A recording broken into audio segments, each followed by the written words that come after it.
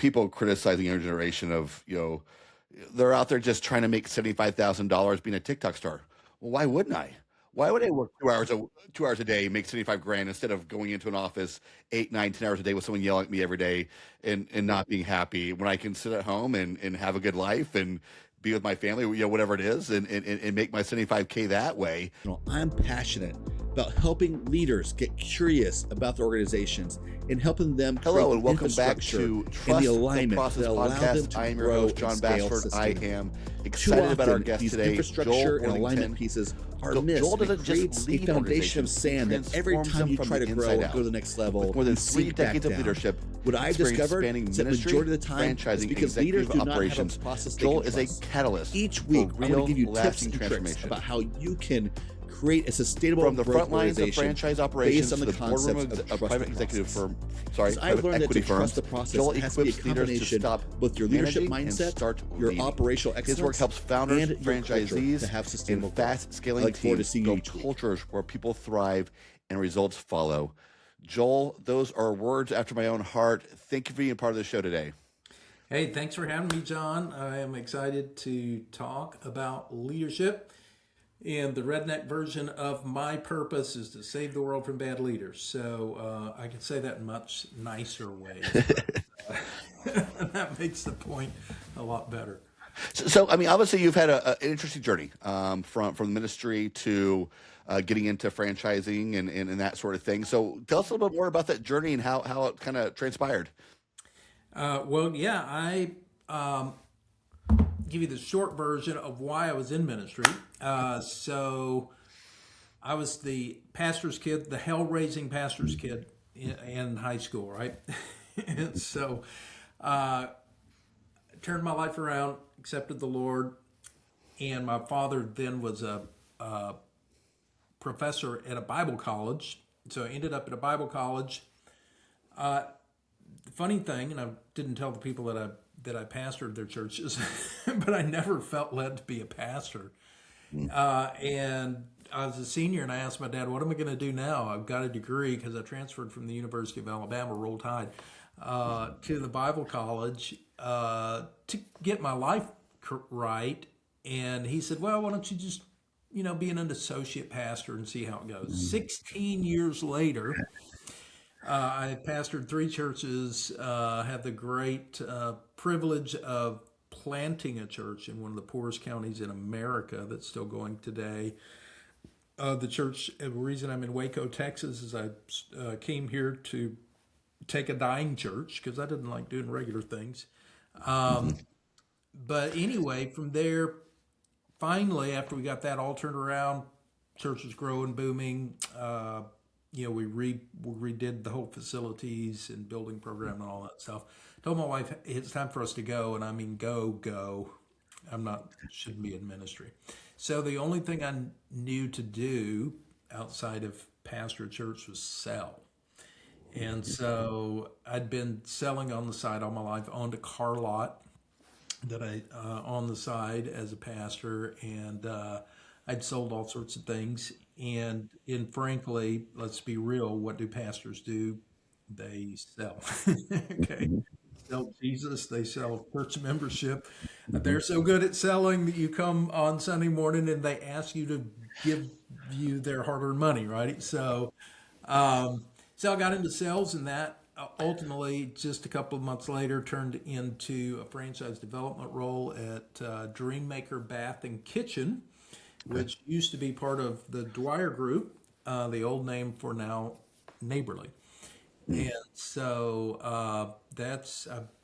went to became vice president of development, and then moved into operations, VP of ops, and then was able to be president of Mr. Electric for 12 years and saw incredible growth. So it was an awesome experience.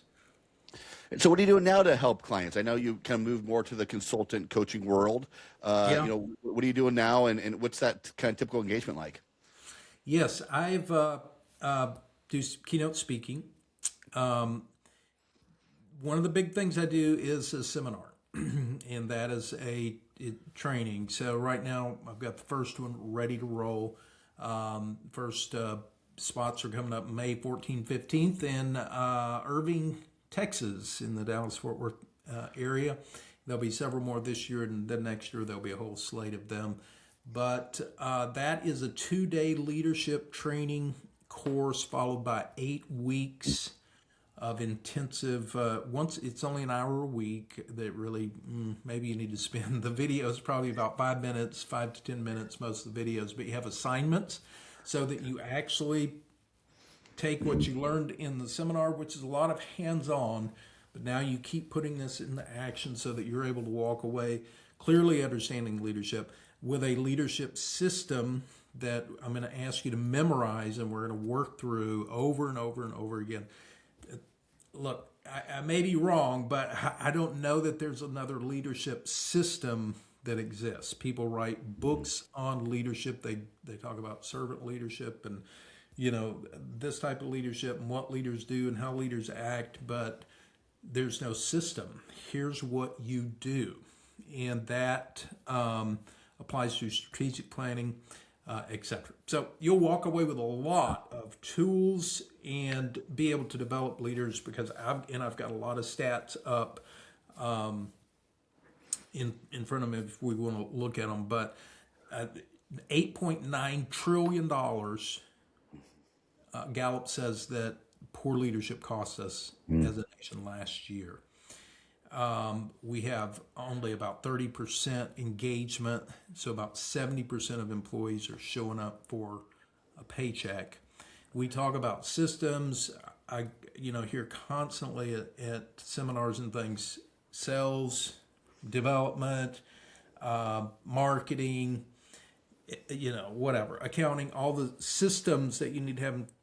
But nobody thinks that, wait a minute, research for years has told us that those are part of it, but that leadership is what makes those work. And we give a nod to leadership. Again, we have a speech, we read a book, we talk about it. We don't have a system. Why do we have a marketing system? We have no leadership system. We have an accounting system. Everybody knows the steps you're supposed to go by, but we don't have a leadership system. So that's what I do.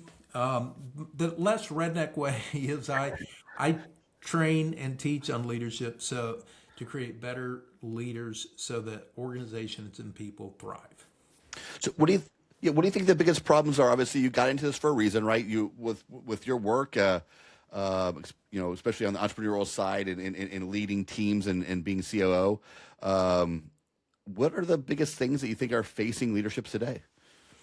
Yeah, biggest things facing leaderships today, same thing that have faced all along, is understanding how to inspire, motivate, and get your best out of your people.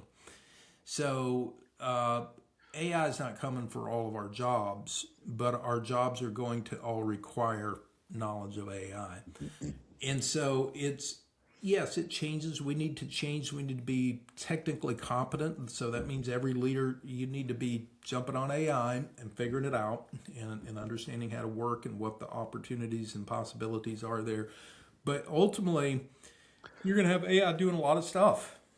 Look, there's a lot of things AI will do that are going to replace certain jobs.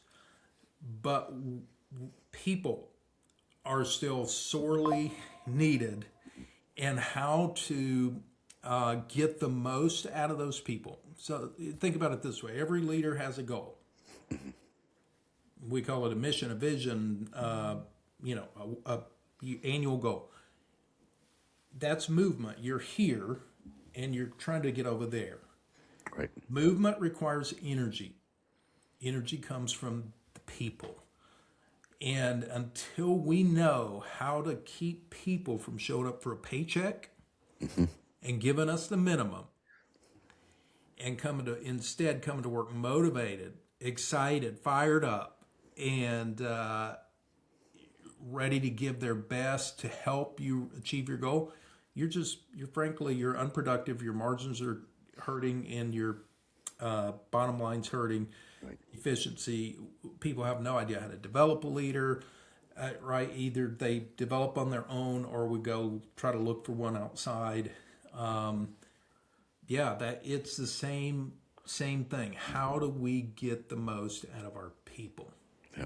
Yeah. Yeah. One of the things I say in my keynote when talking about culture is, unless you are the lead singer of a one person band, you have to bring the team along with you, right? Like there's no other job other than maybe a lead singer of a one person band, that you can do it all yourself. You have to rely on your teams, and you got to find that way to motivate them.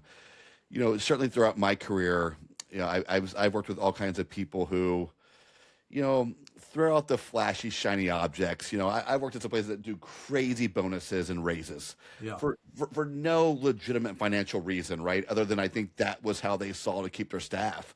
yeah, But people would still leave because those things, being unhappy in your job is not something that a paycheck will cure long term.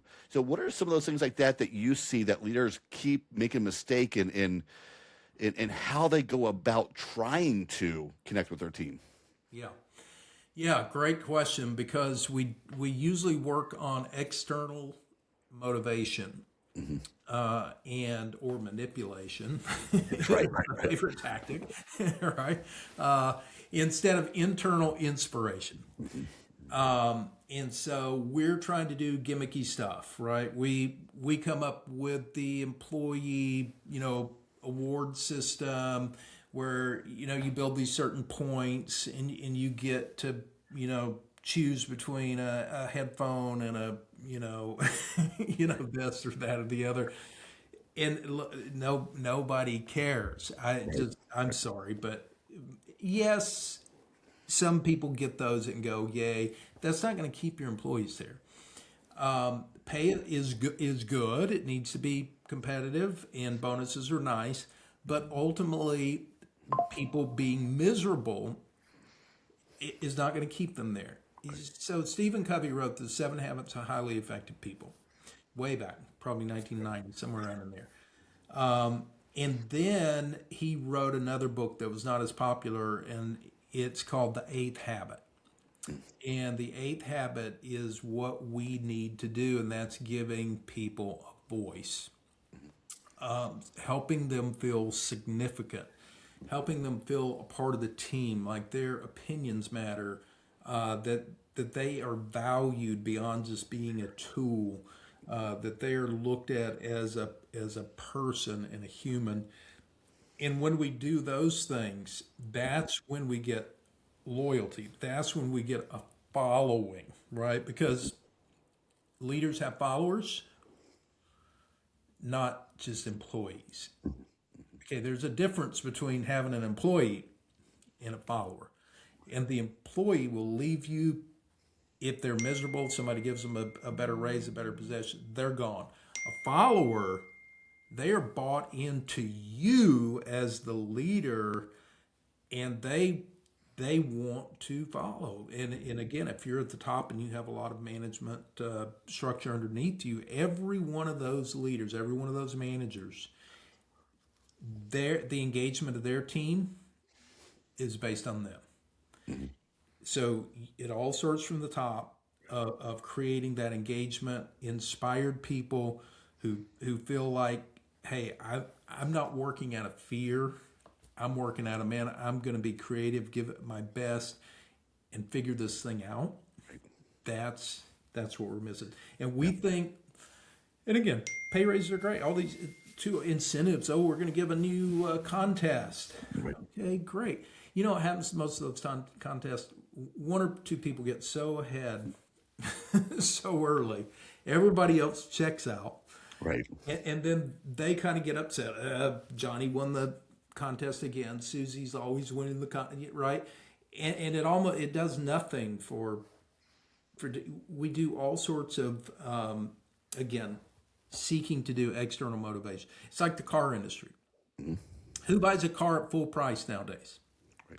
Only an idiot, right? You wait for the sale because the car industry has set us up for this external motivation to purchase a car, and that is we're doing 0% financing, or you're getting $5,000 back, or whatever, and that's the only way they can motivate people. Where we've got to get to internal motivation and motivating people because they love what we're doing. They love the culture. They want to work there. Right. Yeah. I mean, I completely agree, and I talk about the similar things from a different angle. And one example I love to talk about when it talks about leadership, and because it's one outlier. I think there's one outlier to some of that, which I think was Steve Jobs. And I think because, like, look, I mean, love or hate the man, but he had some toxic characteristics as a leader, as a manager of people. Yes. Vision, technology, marketing, fantastic. Yep. People management, from the things that I've read over the years, like there were some issues, but he built a cult like following for the brand, right? Right. And that's why he was able to inspire people, even despite of that toxicity. And for me, in working with people, I think today some of the stuff that you're talking about is often seen as soft. It's new agey that we have to care about people. We have to, I'm here to give them a paycheck. That's my only obligation. The rest is on their obligation to do their job. Yeah. And I like to remind people, we all know the book Think and Grow Rich by Right. Napoleon Hill. One of his books in, I think, the 19 teens or 20s that he did with Carnegie. It was an interview between the two of them, right? He starts Yep. talking about how employers should care about what your team wants to do. And again, I think that's something seen as new age, like millennials and the younger Gen Z doesn't want to work; they just want to do what they want to do. But you should learn to tap into that, because who is going to show up better for your customers, your clients, the team? Someone doing 95% of what they love, or 95% of what they hate. And Right. that's why I always bring it back to it. It is about how knowing your team, and getting to know what winds their clock, what makes them excited to come in every day, is going to dictate exactly what the not just internally but externally what people see. It's going to make a huge difference. Oh, 100%. And it goes down to employee customer satisfaction, because your customers aren't going to have a great experience if your employees are having a horrible experience. And you can fight. You can have your own opinion. That's fine. Keep up with your opinion. How's it going for you? How's it working? And we don't live in that world anymore. My grandparents had their kids in the 30s and early 40s. They lived through depression. They I don't know. I never heard the stories, but if they were standing in soup lines or whatever, but all right, you finally got a job. You can treat that person however you like. Tell them to get down on the dirt and crawl. I mean, they want a job, right? That's not the world we live in anymore. Right. And those people are still giving you enough while you're looking because they're afraid and they want to keep their job. But when you're not looking, you know, they're spitting in the pizza dough, right? I mean, they're doing whatever they want because they're living out of fear instead of, Yeah. man, I want to do the best job I can, right? Yeah. To me, I think some of this really can come out when looking at a younger generation, and people criticizing the younger generation of they're out there just trying to make $75,000 being a TikTok star. Well, why wouldn't I? Why would I work 2 hours a day, make 75 grand, instead of going into an office 8, 9, 10 hours a day with someone yelling at me every day and, Yeah. and not being happy, when I can sit at home and have a good life and be with my family, whatever it is, and make my 75K that way. It's a lot less stressful. So And let me just throw something as a yeah, pastor. You dealt with that all the time. The younger generation, they're, whatever. They're so rebellious. They're so lazy. They're so this. I can give you quotes from like 2,000 years ago Aristotle. Yeah, Aristotle is my example. complaining about the younger generation. So everybody since the beginning of time has complained about the younger generation. This one's no different from the last one or the one before that. Okay, here's the thing. You listen to those goals, and the same thing happens. They got a college degree, and they're supposed to be president of the company. That's fine. That's a great goal. Why wouldn't they want to be president? Good for your confidence. Let's help you. Hey, I'm going to help you become president of the company. It's going to probably be a long time, but Right. you're going to have to work really hard. But hey, brother, you have unlimited potential. Stick with me here. You got a lot to learn. I'm willing to mentor you and help you. Now, you'll work through, because I've worked with those kind of people, and sometimes it takes a long time for them to figure out that they aren't the smartest person in the room. But once they do, and that'll become apparent to them in a little while. Now they've got somebody that is looking out for them, that wants the best for them, and is trying to help them reach their goals. Didn't reprimand them like, "Who do you think you are? You know, you can't be the right." We just help them, and you can't win them all, but you can win a whole lot more if you're working with them to achieve their goals and connecting than if you're just trying to tell them what to do, or bashing them for thinking the way they think, right? Right. Right. Yeah. Yeah. One of the things I always talk about too is, we're no longer working on factory lines. Majority of Americans, Right. majority of people, period, are not working on factory lines where you're building the same part 40 times a day, regardless of what's happening around you. Our organizations don't work that way. Jamie Dimon, the CEO of JP Morgan Chase, said the biggest thing facing organizations is expecting people to stay in their lanes. Mm, When we have these put people in a box and like, this is right. your job, this is your task, and we keep people there, we keep them siloed vertically, horizontally, everything. What happens is you're removing that employee's ability to be a valuable insight and perspective to what's going on, right? When you say stay in your lane, that's an employee that's not going to point out problems, bring ideas, bring a new solution. That's right. So how do we tap into our employees to make sure that they are that active, energized person who's going to help in those ways? Yeah. So the if you look at my website, you'll see that the title of my website is "Tell Me More," and the book is "Tell Me More." So "Tell Me More" obviously is not a question; it's a statement. But it's not even the best question, right? If I'm really listening to you, I probably can come up with something more than, "Hey, tell me more about that, John." I probably should get into detail and say, "Hey, you said this. Let's talk about that more."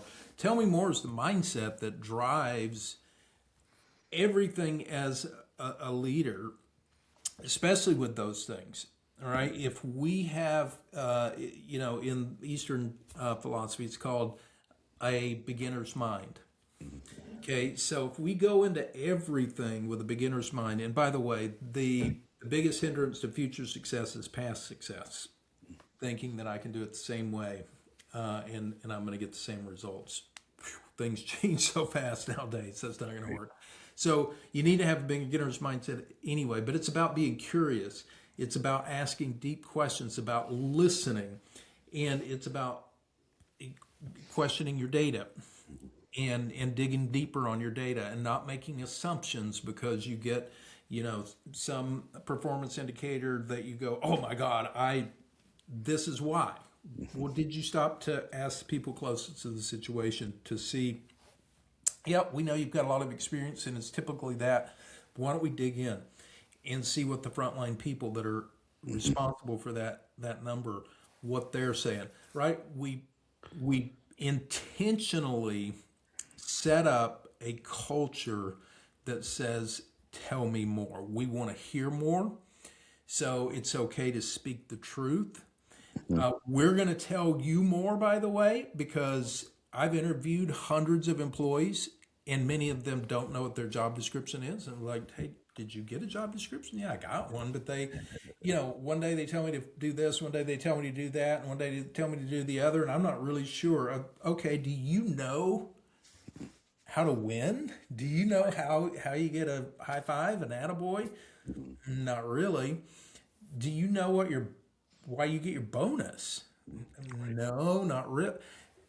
We as leaders need to tell everyone more about us, about our organization, about what it means to win, what doing things right is all about. What are the best behaviors for you to succeed, and reward those behaviors, not necessarily just results, right? It's really tell me more about everything, and let create that organization that has that mindset, Yeah. that we know that our opinions are valued. We know that they want us to be creative.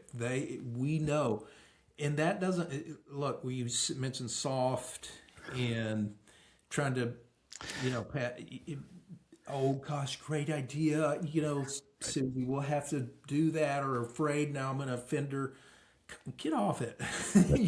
We're not talking about being soft. I always Right. tell people that you have unlimited potential and that I believe in you until I don't. And why don't I believe? Because I've given you every chance. I've shown you that I appreciate you. I've given you a place for you to thrive. You don't want to grow.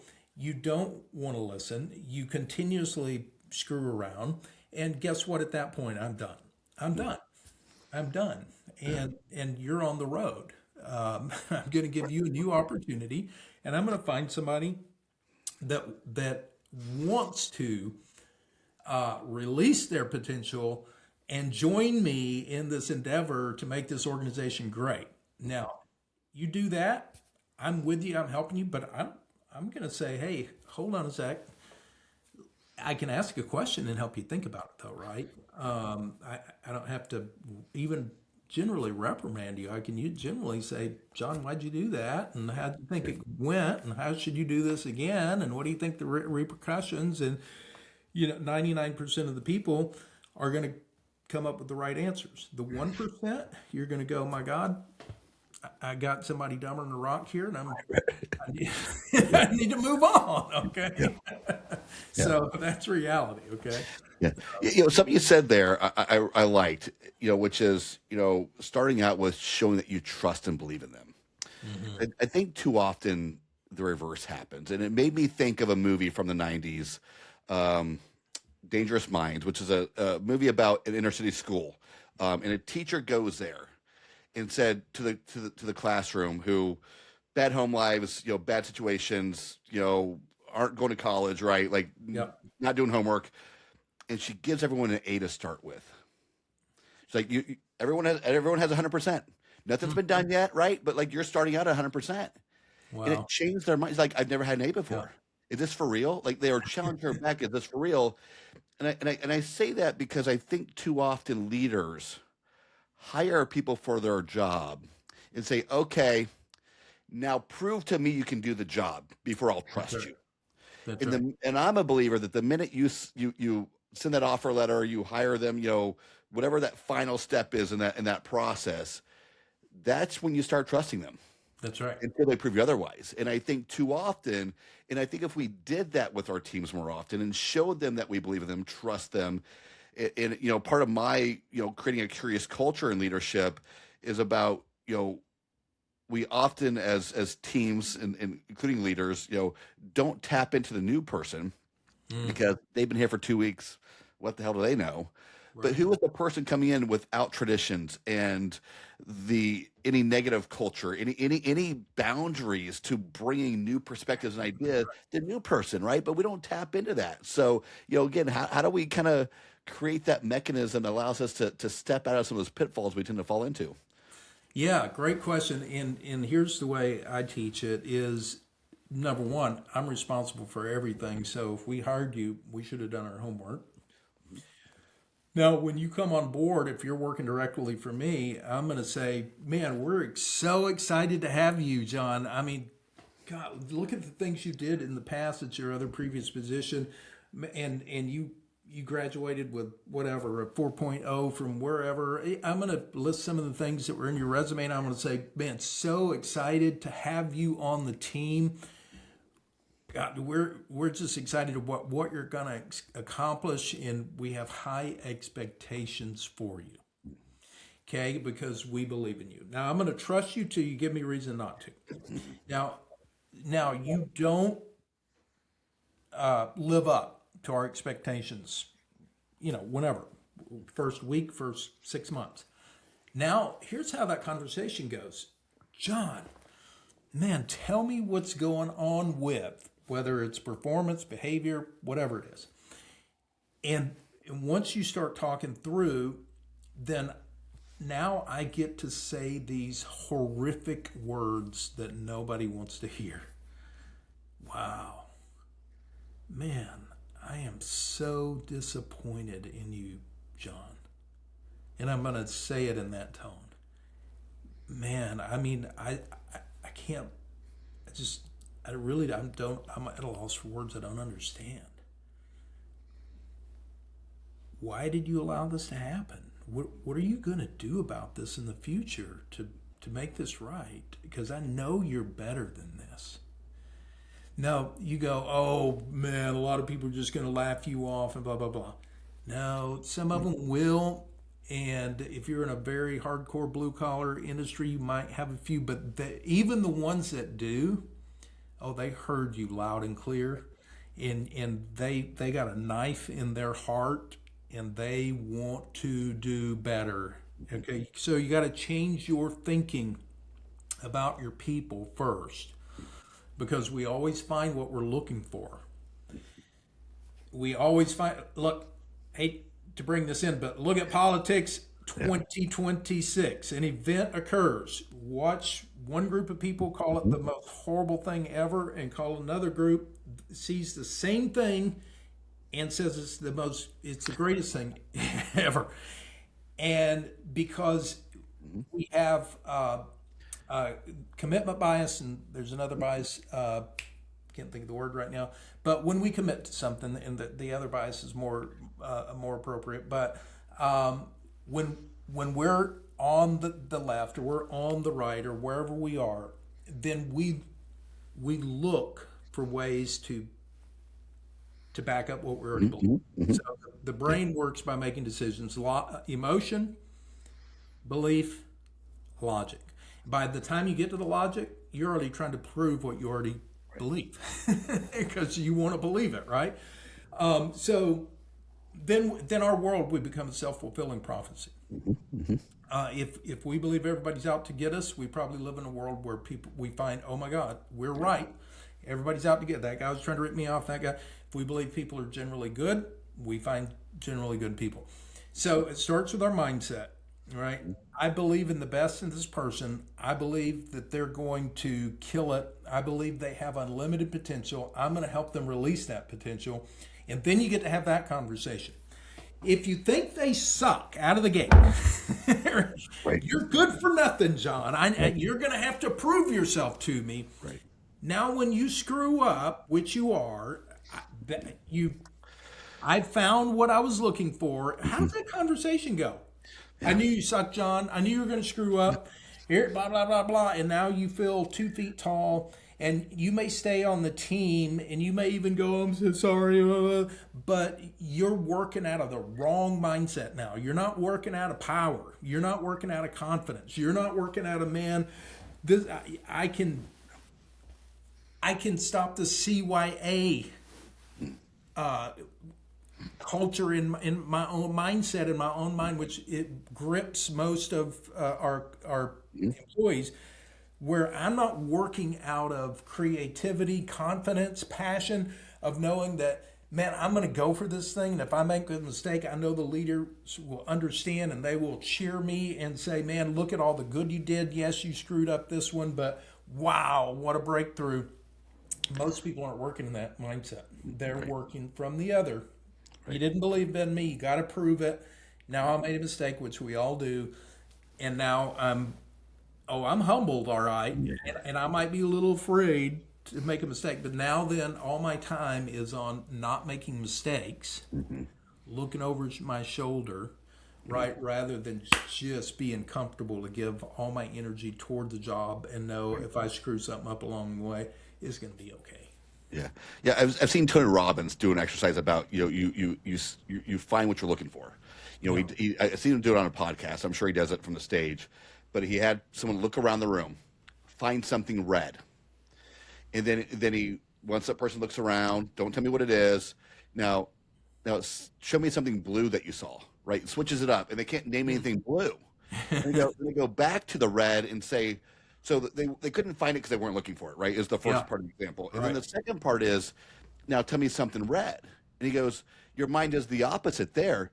You start justifying a maroon, a brown, other things that look like red to make that, to get as many as you can, right? So we don't find what we're looking for, and we go overboard trying to find the signs of what we are looking for. Yeah. And back to leaders, I've worked with a couple of perfectionists in my career. I'll put perfectionists in quotes. And it's a great exercise. Looking at that is, they were people who would see what they're looking for. When it came to an employee making a mistake, you don't pay attention. You're this, you're that, you're that. Yep. When they would make a mistake, I can't believe I did that. It's out of character for me to make a mistake. Yeah. But every time you make a mistake, that's your character. That's who you are as a Right. professional, as an employee. And again, I've worked in those type of environments, and it's tough, right? You have a bunch of employees who keep their head down, do as little as possible, don't Yep. put themselves out there, and have learned that's the best way to keep your job. And what happens is people don't bring problems or point out problems. They don't bring solutions. They're not an active participant in the success of the organization, because you've just told them, you don't trust them and you don't care, and Yeah. they're not that valuable to you. And they're never going to bring you the truth. Right. Right. And that's what you need to make great strategic decisions, is the truth, right? We need the real, if we're the football coach, we need the real injury report, right? We don't need people hobbling around on the field afraid to say they're injured because you're going to dog them and call them a wimp or something, right? No, you're hurt. Got it. Let's evaluate you. And you know what? This game, you need to sit out. We're putting in somebody. Right? We need the truth. And that's what we don't get when we don't have the tell me more mindset that it's okay. I had a young lady. I was doing a company department meeting. I don't know, probably 10, 15 people in the room. And I was saying, hey, what do you guys think about that? I shared an idea. Crickets. What do you guys think about that? Come on, give me some feedback. No feedback. Finally, this young lady, she's probably 26, 27 years old, says, you don't want to know what we have to say. You just want us to talk so you can argue with us and prove that you're right. And I was like, man, that's the best feedback ever. Thank you. I was like, cool. Wow. Okay. You guys, who agrees with her? Right. And I said, okay, let's pause here and let me correct the situation, right? And set us on a better course, because I was the problem. And they were afraid to speak out. And until I got myself straightened out and created a culture where it was okay to have an opposing view. And I had to explain that, yes, I am going to question you. That's not me arguing and proving I'm right. It's helping us all come to the truth. I expect you to do the same thing with me. Is ask me questions, challenge me, so that we can get this right. And because that's what we're trying to do. So. Yeah, absolutely. Now, this sounds like a great place to wrap it up, because there's probably one place where, most people will be honest, and that's in the exit interview when they decide to leave, right? Right. As long as that manager is not running the exit interview and someone from HR or whatever, right? That's the time that you might get that truthful answer from them about how they saw things and where things were and why right. they didn't do X, Y, and Z is in that exit interview. And by that point, it's too late, right? Because they found someone else who is willing to give them a shot and not actually might trust them from the beginning. So, Joel, this has been a great conversation on leadership and management, and we both do some very similar things. So I want to give you a chance here. Obviously, we're going to put your information in the show notes, but tell people, best way to get a hold of you, anything you want to quick, shout out to the book, whatever it may be, and then I'll come back with that final question we discussed. Yeah, joelworthington.com. On there you can find a little bit about everything. I'll have training coming up in May. I'll have the dates available here, hopefully by the end of this week, for 2 other 2-day seminars. Look, the prices on these are crazy cheap. I've put hundreds of people through a similar leadership seminar when I was at Neighborly. Hundreds of franchise owners. I've completely revamped it. It's 10 times better. Very practical skills. And then you can sign up for my newsletter and book will be out here in a few months. But joelworthington.com. And the final question I'm asking all the guests from here on out is, can you list a either book or a quote that has helped change your life? How about a list of both? Sounds great. So early in my ministry, when I was planting that church in the poorest county in my 20s, I read a book called Becoming a Person of Influence by John Maxwell. And that's the book that changed my life. So anything John Maxwell writes, you should pick it up and read. Some great books. 5 Levels of Leadership, one of my favorite. And one of his quotes, and I'm going to put it in my own words because I can't quote him exactly, but your organization's never going to outgrow your leadership. The law of the lid. And that turns all responsibilities back on me. Doesn't matter who, what, when, how. If my organization's not going right, it's my problem. I'm responsible. And now I've got to take appropriate actions because my organization's never going to outgrow me. And I need to be going to other people's leadership conferences, even now, right? I do. And I constantly read and I constantly study because my organization's never going to outgrow my ability to lead it. So if your organization's stalled, sign up for the class, sign up for John's stuff, for all of them. I mean, go to John's 1 year and mine the next and somebody else's the next. You've got to commit to leading. Long answer for a short question. No, it's a great answer and a great way to summarize what we've been talking about today, which, this is a Trust the Process podcast, and so much of that begins with yourself. Talking about how I talk about how, leadership, the leadership mindset, the operations, the culture, true growth and sustainability happens when those 3 overlap. And we're constantly working on 3 of those. And we covered a lot of that today in how people can create that type of mechanism starting with themselves, which I think is always the most crucial place to start. So Joel, thank you for being a part of the podcast. Everyone stay tuned, subscribe if you haven't already, and we'll have more exciting guests coming up. And Joel, thank you again for being here.